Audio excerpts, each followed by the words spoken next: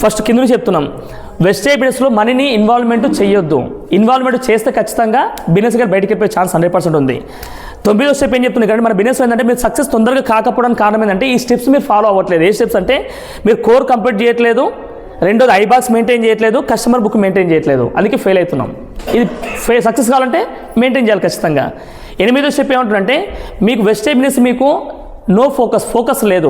A focus లేదు? Focus లేకపోవడం ఏమవుతుంది, మీకు నాలెడ్జ్ ఉండట్లేదు. నాలెడ్జ్ లేకపోతే ఏమవుతుంది, పిన్ను మారదు. అట్ ది సేమ్ టైం మీకు కావాల్సిన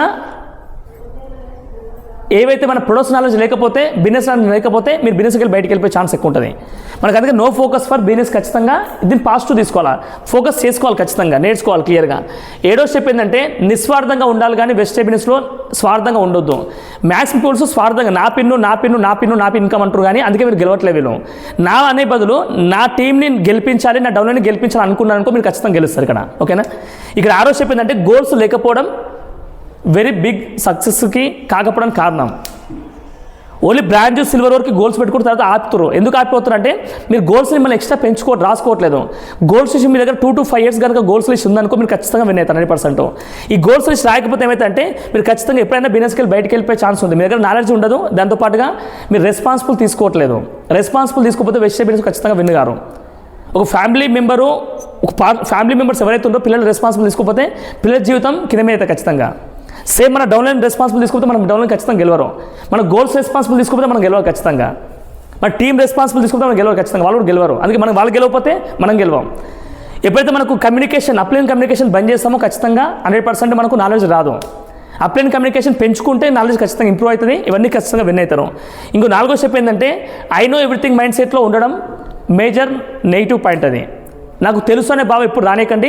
నాకు తెలియదు ఇంకా తెలుసుకోవాలనే ఉద్దేశం ఎప్పుడైతే ఉంటుందో మీరు ఖచ్చితంగా విన్ అవుతారు. అందుకే I know everything mind set రాకండి.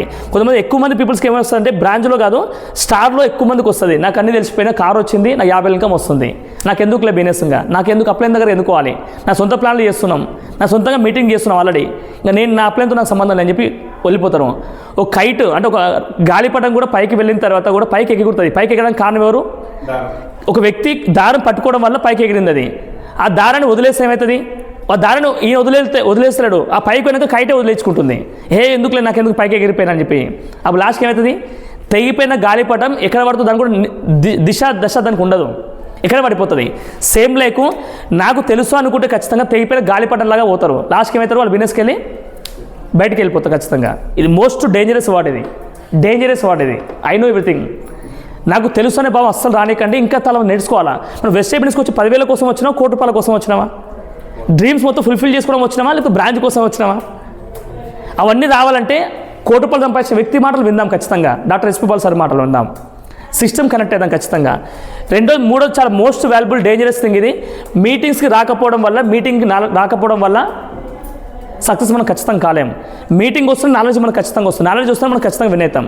మీటింగ్కి మనం చాలామంది ఏం చేస్తారంటే ఒక్కరే ఊపుకుంటూ వస్తాం ఖచ్చితంగా. ఊపుకుంటే అంటే అర్థమైంది తప్పనుకోకూరి.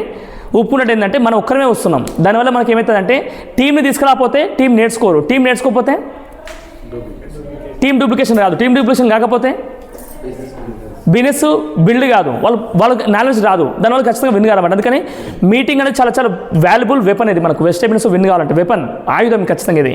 ఇంకోటి ఏంటంటే పర్సనల్ ప్లాన్స్ లేకపోవడం మోస్ట్ డేంజరస్ ఇది థింగ్. అది మీరు సక్సెస్ కాకపోవడానికి పర్సనల్ ప్లాన్స్ కావు. పర్సనల్ ప్లాన్స్ లేకపోతే ఏమవుతుంది, సైడ్ వాల్యూ బిల్డ్ కాదు, సైడ్ వాల్యూ బిల్డ్ కాకపోతే పీవీ రాదు, పీవీ రాకపోతే ఇన్కమ్ రాదు, ఇన్కమ్ రాకపోతే బిజినెస్గా ఉండాలా వద్దా అని ఆలోచిస్తాం. లాస్ట్కి క్విట్ అయ్యే ఛాన్స్ ఎక్కువ ఉంటుంది. అందుకని దయచేసి మీరు ఏం చేయాలి, పర్సనల్ ప్లాన్స్ని పెంచుకుంటూ పోతే మీకు ఎన్ని విడుదలనే బిల్డ్ చేసుకోవచ్చు, ఎన్ని లెగ్లనే బిల్డ్ చేసుకోవచ్చు, ఎంతమందిని గెలిపించుకోవచ్చు క్లియర్గా. దీనివల్ల ప్లస్ పాయింట్ అవుతుంది. ఫస్ట్ వర్డ్ చాలా వాల్యుబుల్ స్టెప్ ఇది. Winning team system products tools కూడా ఇంపార్టెంట్ కాదు, ఆ టూల్స్ తగ్గట్టు మనం నేర్చుకోవాలి.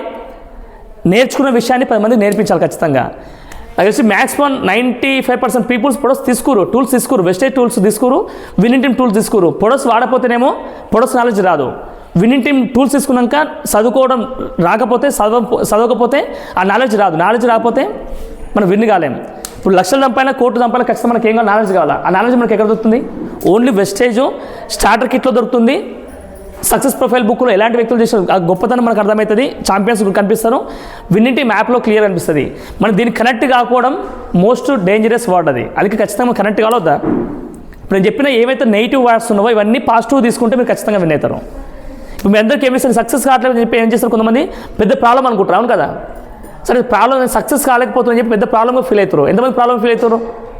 నేను వెస్ట్ హ్యాపీనెస్లో ఉన్నా సార్ కానీ నేను సక్సెస్ కాలేకపోతే చెప్పి పెద్ద ప్రాబ్లం అనుకుంటాను. అవును కదా, ఈ ప్రాబ్లమ్ని మీరు పెంచుకుంటూ పోయారనుకో ఏమవుతుంది, పెరుగుతా తగ్గుతుంది. ప్రాబ్లమ్స్ గురించి నెగిటివ్ ఆలోచిస్తే ఏమవుతుంది, మీరు వెళ్ళిపోతారు ఖచ్చితంగా. అదే ప్రాబ్లమ్స్లో ఫస్ట్ వర్డ్ ఏముంది, పీ ఉంది. పీ అంటే పాజిటివ్. మీరు కనుక పాజిటివ్ ఆలోచిస్తే మీరు 100% ఏదైతే నో సక్సెస్ ఉందో మీరు సక్సెస్ ఖచ్చితంగా అవ్వగలుగుతారు. అర్థమైందా మీ అందరికీ? ఇంకా దయచేసి మీకు ఏదైనా ప్రాబ్లం ఉన్నప్పుడు కమ్యూనికేషన్ ఎక్కువ పెంచండి, కమ్యూనికేషన్ తగ్గించకండి. కమ్యూనికేషన్ పెంచితే మీకు ఏమవుతుంది, మీ మైండ్ సెట్ చాలా హ్యాపీగా ఉంటుంది.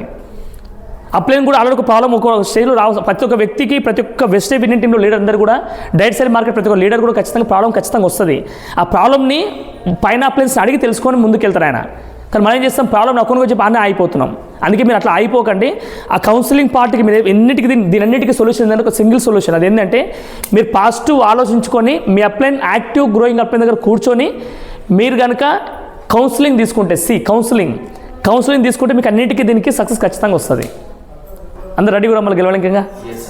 అంటే మీ ప్రాబ్లమ్స్ ఏదో మన మిస్టేక్స్ మనకు తెలిసినప్పుడే మనం ఖచ్చితంగా గెలవగలుగుతాం. మన మిస్టేక్స్ మనకు తెలియలే అనుకో మనం ఖచ్చితంగా విన్గాం. అవును కదా, అందుకే ప్లాన్ చేసుకుని ఖచ్చితంగా 100% అందరూ విన్